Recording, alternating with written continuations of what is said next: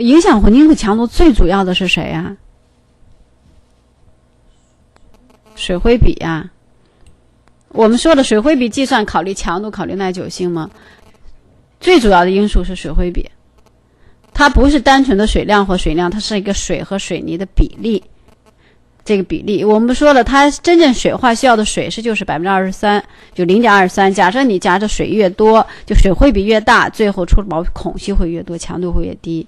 所以我们都要控制一个通过水灰比来满足你的强度要求。这些呢都是不是主要影响，主要是跟什么呢？水灰比的关系。就是水泥强度一定的时候，我可以通过降水灰比来配不同强度的混凝土。第4个有关配比设计，说了这么几个说法，也是让你找不正确的。就配比设计那部分内容，它不能全考你，但通过一些这样一些叙述来让你了解。配置强度比设计要求的强度等级标准值要高，其提高幅度的大小取决于要求的强度保证率及施工单位的管理水平的高低。第2，水灰比是根据混凝土的强度和耐久性确定的。第3个，限制最大水灰比及最小水泥用量是为了满足合意性要求。第4个，通过查表定出混凝土的单位用水量，用粗砂可适当减少用水量。这4个说法中哪一个不正确？有关配比的，我们先看第1个，对不对？配置强度比设计要求的强度等级要高，高的水平就是我们说那 1.645 标准差， 1.645 就是强度保证率的那个系数，标准差就施工单位水平，所以这个是对的。第2个，水灰比是根据混凝土的强度和耐久性确定的，对不对？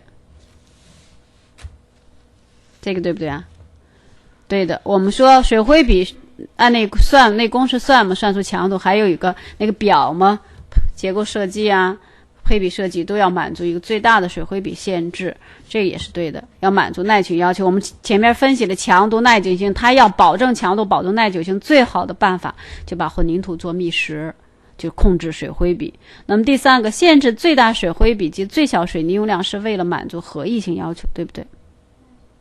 这个就是不对的。对，限制它的值是针对谁呢？针对耐久性提出的，就是我们说到的那个表嘛，结构设计，就是784页那个表，它是要求谁给出来的？混凝土结构设计规范，大家可能这个规范你们很熟，还有我们做的就是混凝土配比设计规范里边都有这个规定。它考虑的什么呢？耐久性。那么第4肯定对了，第4个是通过查表来确定用水量，用粗砂适当减少用水量，这个说法是对，因为粗砂相比于我们比它细的沙子来讲，什么会减少了呢？沙子变粗了，表面积减小了，表面减小，像这样的水量可以减少，所以可以适当减少。如果说用细沙，那就要适当要增加，所以要搞清楚这个关系。这是配比设计，它通过一些这样的来让你知道每一步的要求。下一个，下列不是影响混凝土碳化速度的主要因素。我们说到了碳化，那么碳化快慢跟哪些因素有关系？说了4个，哪一个不是？ A. 环境温度， B. 环境湿度， C. 水泥品种， D. 水灰比。碳化快慢跟什么没关系？跟水灰比没关系吗？碳化我们说就是你的混凝土，比如同样你设计的保护层厚度那么厚，有的就混凝土碳化就快，有的就碳化慢。碳化的快慢首先取决于你混凝土的孔隙，孔隙越多，就是特别是开口孔隙，二氧化碳水就容易进去，碳化速度就会快，所以跟水灰比关系是非常密切的。如果水灰比降低，混凝土密实了，二氧化碳水就不容易进去，碳化速度就会变慢，所以跟水灰比关系。像我们说你们做耐久性设计，限制最大水灰比，就是也是碳化是其中一项吗？耐久性的一项吗？所以它跟水灰比是最密切的关系，所以它是不对的。不能把水灰放进去。那还是跟哪个？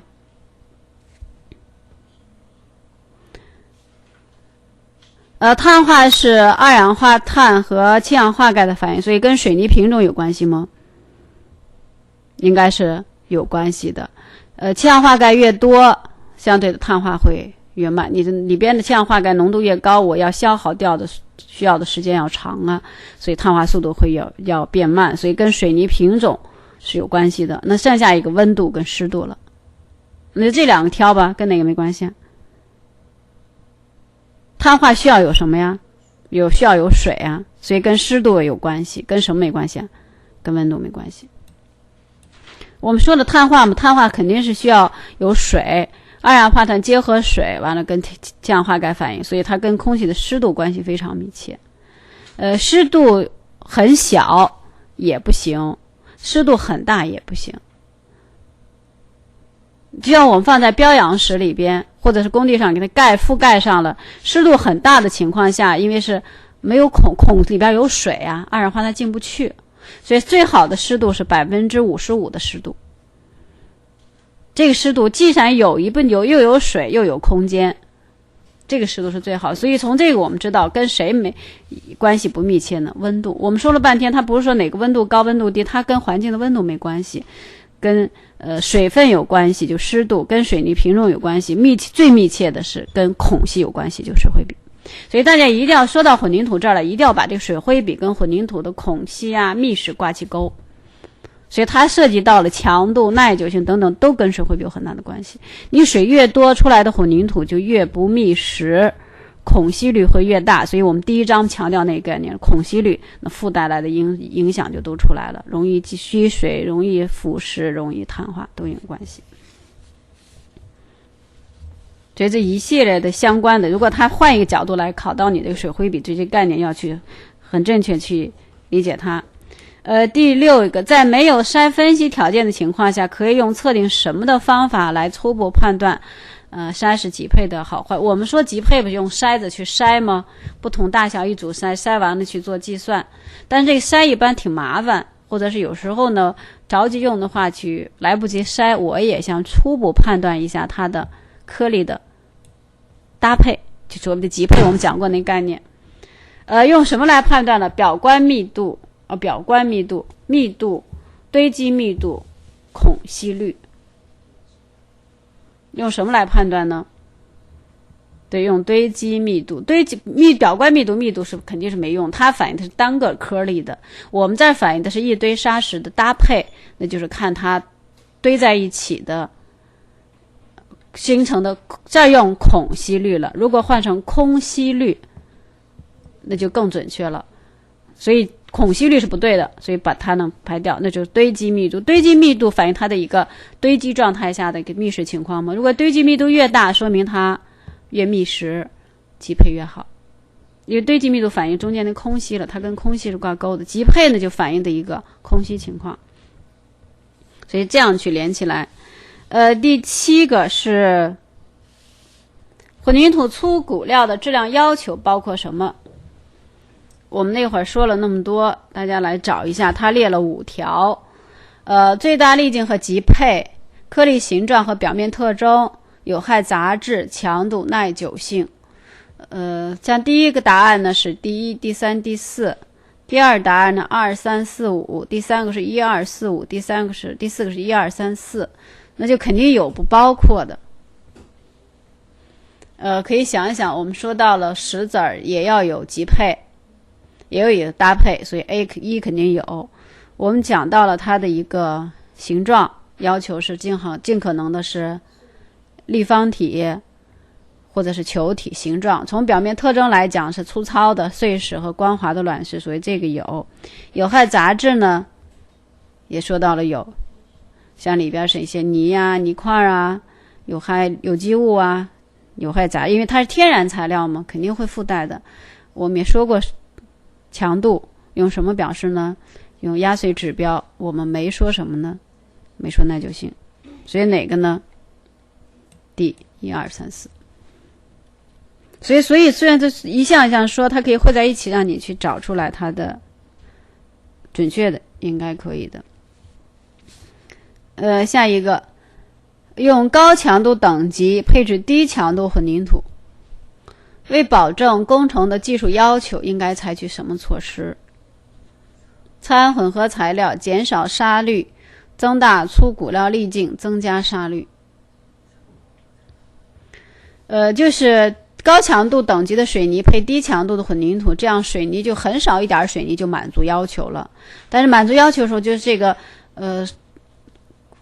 浆体比较少，所以我们缺的是跟水泥力度在一个等级的材料，就是一些细粉，就混合材料，比如掺一些粉煤灰啊，掺一些其他的一些石灰石粉呢，我补充一些细粉，但这些细粉呢比水泥来讲要便宜，代替水泥。这些呢都考虑，像砂石这个没用，因为还必须有那么多颗粒，需要我浆体来作用嘛，所以掺的是跟水泥粒径一致的这些材料，就是细粉，叫混合材料。第9个，在下列混凝土胎漏度试验的时候，不合理的是，我们说胎漏度来反映混凝土的一个流动性嘛。A 混凝土胎漏度实验可以衡量塑性混凝土流动性。B 混凝土胎漏度实验可以评价塑性混凝土粘聚性。C 混凝土胎漏度实验可以评价塑性混凝土保水性。D 混凝土胎漏度实验不可以评价混凝土粘聚性和保水性。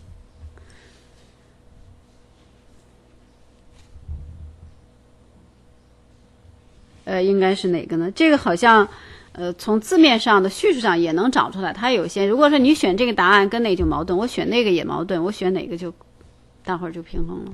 第一个肯定是有的，是吧？评价流动性，那就是粘聚性和保水性。如果我选 B 呢，是可以，那就是不可以，跟这个答 B 和 D 是一样的。我选 C 呢，也和 D 是一样的，只有选了 D 呢，跟 B、C 都不矛盾。你可以都可以，我这儿不可以，就跟它都是不矛盾的。所以这个答案大家如果实在搞不清，从字面上去看，因为从汉字的表述上，如果我选 B 可以，那肯定这个是不可以的。这俩答案是可以同时选，肯定不行。我选 C 呢，这是可以，那肯定就是这儿的跟这个来讲是那个有一个那个什么的矛盾的，所以不合理的应该是 D， 它可以评价，就同时也可以评价这两个。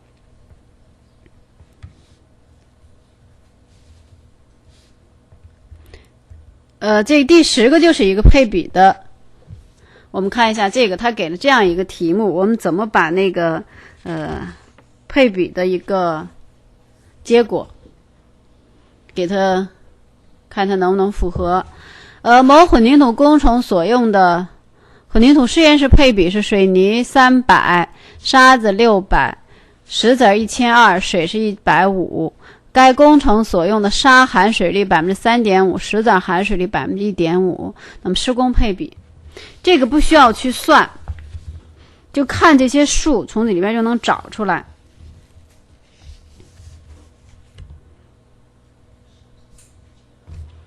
我们大概这些数有关系。首先我们可以通过水泥把哪个答案排除，通过用水泥的量可以把哪个答案排除了 A、B、C、D。 就是实验室配比跟施工配比来讲，水泥的量是什么关系啊？水泥量是不变的，因为施工配比考虑的砂石这种量含水的材料，水泥的量是干的，所以水泥量不变。能把谁排除啊？把 C。 根据水泥量把 C 排除了，所以剩下来的是 A、B、D。 第二个我们知道做这个调整的目的呢，就是要把砂石的水量考虑进去，最后的加水量要怎么样呢？要少，因为你原来一共需要150公斤的水，沙的石子会带进一部分水，你再加的水量肯定要没那么多了，所以这样就最后可以通过水可以把哪个选出来了？答案应该正确答案是 D， 对，用水量。还可以参考谁呢？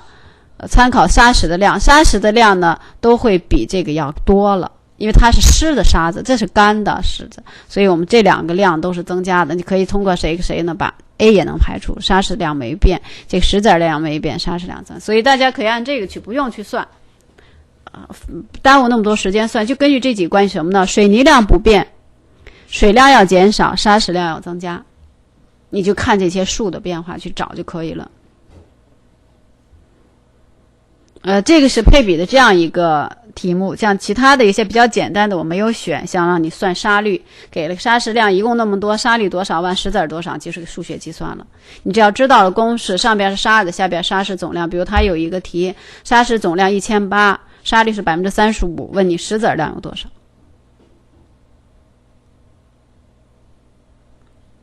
？1800，砂石总量是1800，完了沙率是35%，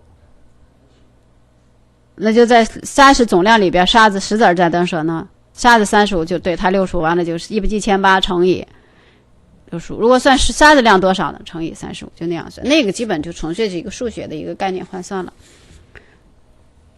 那个就没有说。还有一个是这样，类似这样一个，比如是混凝土总量2400，混凝土总量2400，比如是水泥是300。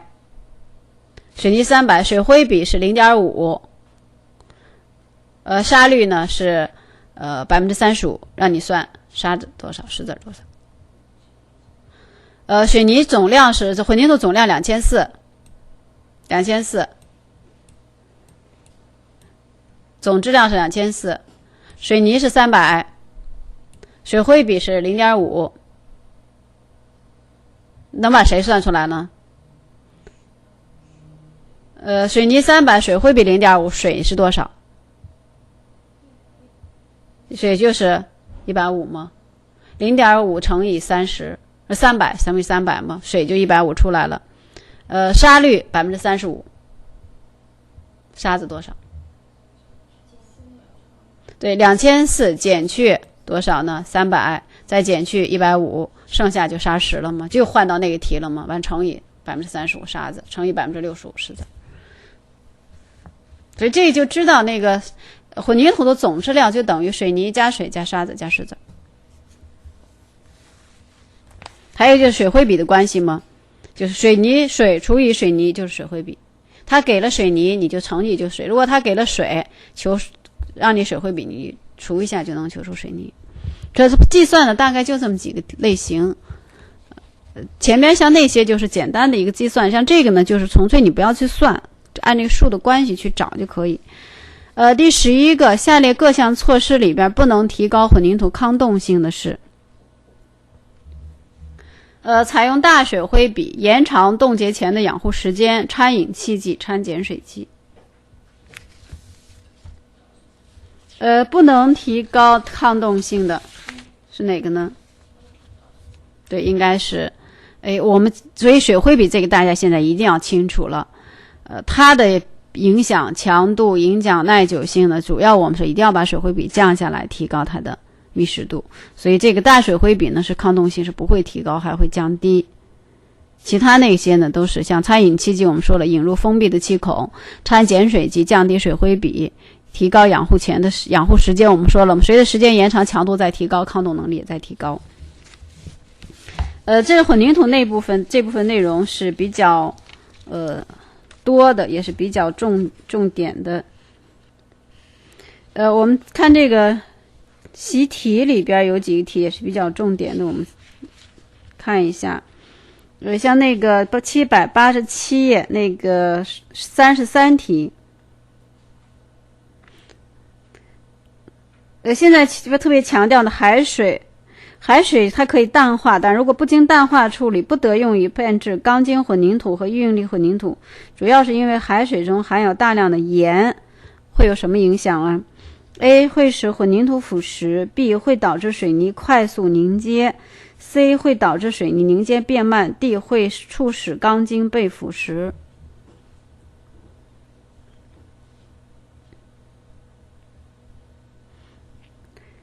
海水里边含的盐就是氯化钠吗？它对混凝土的影响主要是哪个呀？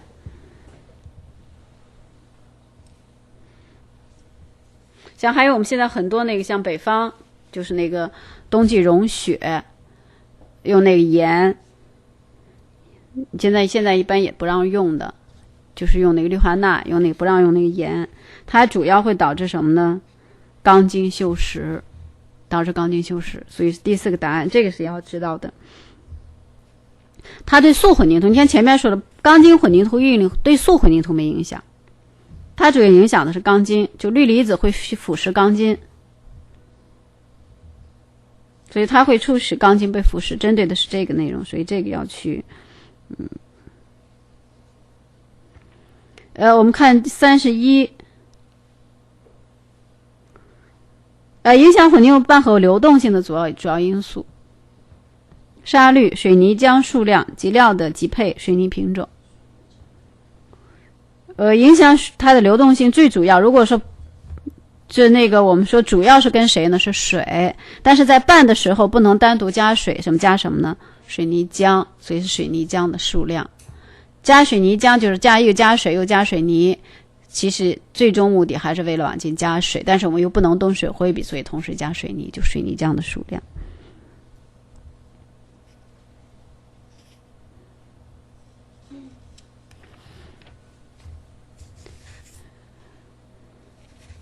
所以这个是要去这儿。我们再看786页这儿的第21个，这好像是原来直接考过这样一个题，就压碎指标是表示什么强度的指标？石子的，对。还有就是23题，泵送混凝土施工选用的外加剂。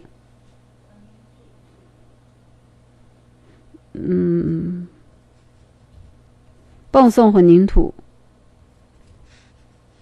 主要选的是应该是碱水剂，不是缓凝剂。它泵送它就是施工一个那个方法。缓凝剂是我们说商混，泵送呢它就是可以现场也可以泵送，它就指的施工是不像我们采用一般用那个塔吊板弄一个漏斗子，把那个吊到混凝土吊到顶上面漏下来，那叫那原来的施工。泵送呢它只要通过下边一个管，用过一个高压泵把那混凝土直接给打过去，它要求的是大流动性，泵送混凝土要求流动性很大，所以必须通过加碱水剂把它流动性给提高了，它是要求是放大流动性的，所以加的是碱水剂。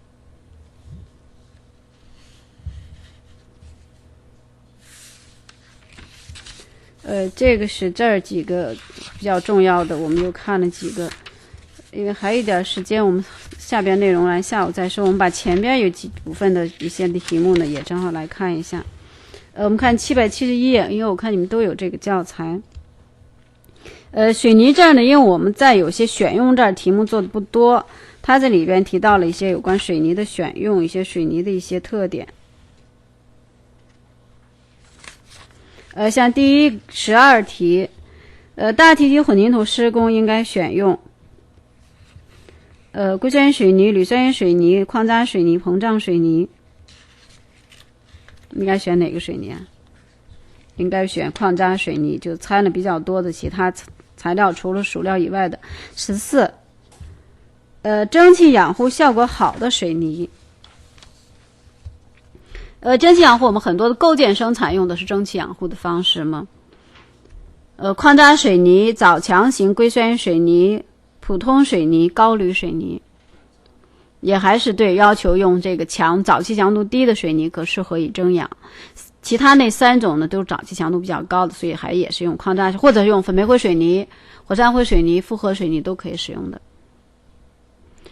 下列混合材料中哪些属于活性混合材料？就我们在水泥里边掺，它哪些是有活性的可以掺进去，哪些是没有活性，一共列了8种，其中有5种是有活性的。我们看水萃矿渣、粘土、粉煤灰、浮石、烧粘土、慢冷矿渣、石灰石粉、煤渣。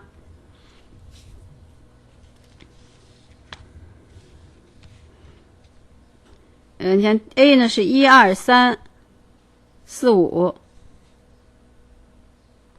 B 是2、3、4、5、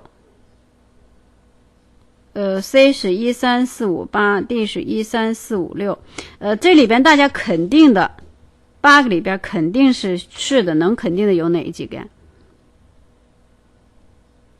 就我们那几种水泥吗？肯定有什么呀？粉煤灰肯定是，粉煤灰肯定是。矿渣指的是哪个矿渣呀？是水萃矿渣，就急速冷却的那矿渣是玻璃体，所以1肯定是，3肯定是。所以这样里边我们把哪个答案就排掉了？没有1和3的，没有1的就是2不对。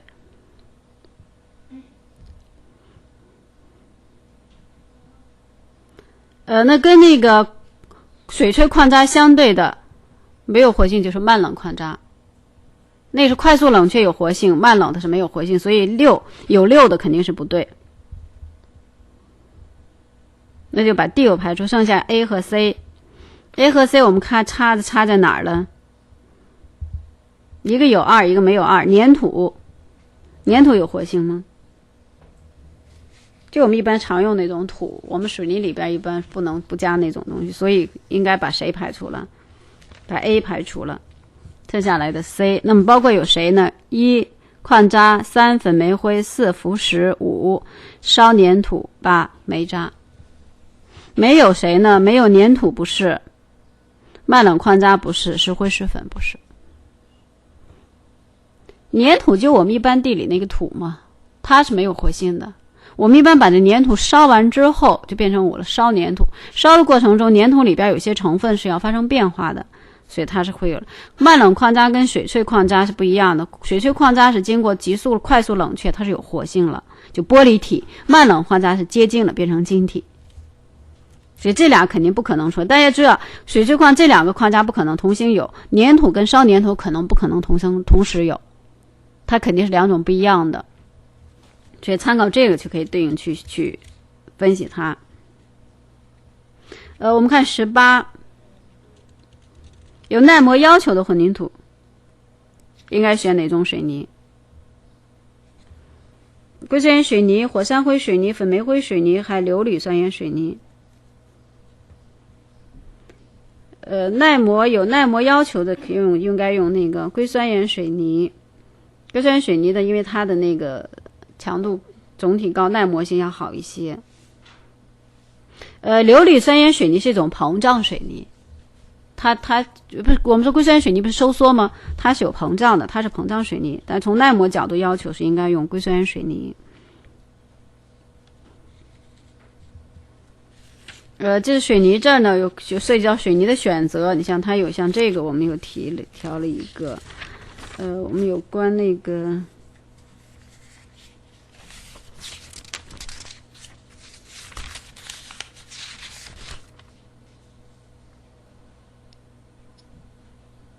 我们看760页第1节的那个石灰那部分我们基本都说了，没有特别的。我们看这个第1节这个第一个这3个密度、表观密度、堆积密度关系什么关系啊？哪个最大哪个最小？应该是哪个答案呢？应该是 B， 对，是密度最大，完了表观密度、堆积密度啊，堆积密度这儿少了一个 ρ。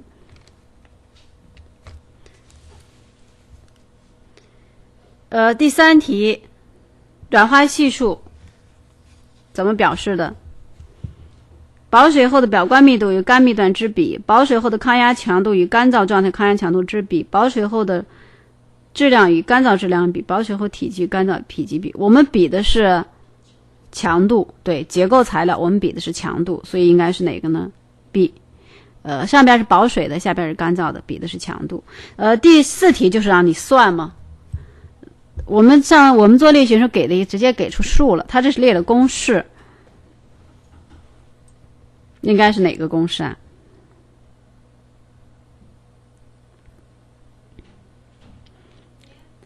含水率 5% 的湿砂100，含的水重，水重应该等于湿重减去干重，是吧？湿重减去干重，哪个是跟这个说法最接近的？对 ，C， 湿重正好100，下面这个其实就是算它的干重，100除以1加上含水率，就是它最后算出来是干重，湿重除以减去干重，应该是这个 C 这个计算。所以这个公式是就这样是一个关系。第5个，绝热材料的导热系数与含水率的关系。含水率越大，导热系数越小。导热系数与含水率无关，含水率越小，导热系数越小；含水率越小，导热系数越大。首先是有关系的，我们要求导热系数，我们说了保温材料，我们要求应该怎么呢？尽可能是干的，所以它的导热系数跟含水率什么关系啊？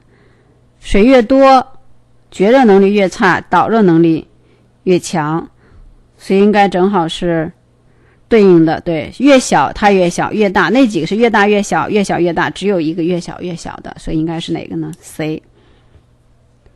所以这样去要注意它们的一个关系。我们要求绝热材料呢，注意防潮，那么在这相对的跟含水率的关系，正好就是应该降低它里边的水，这样导热系数可以降低，保温材料呢就可以。我们日常生活也有这样的一个经验嘛，所以一定要注意防潮嘛。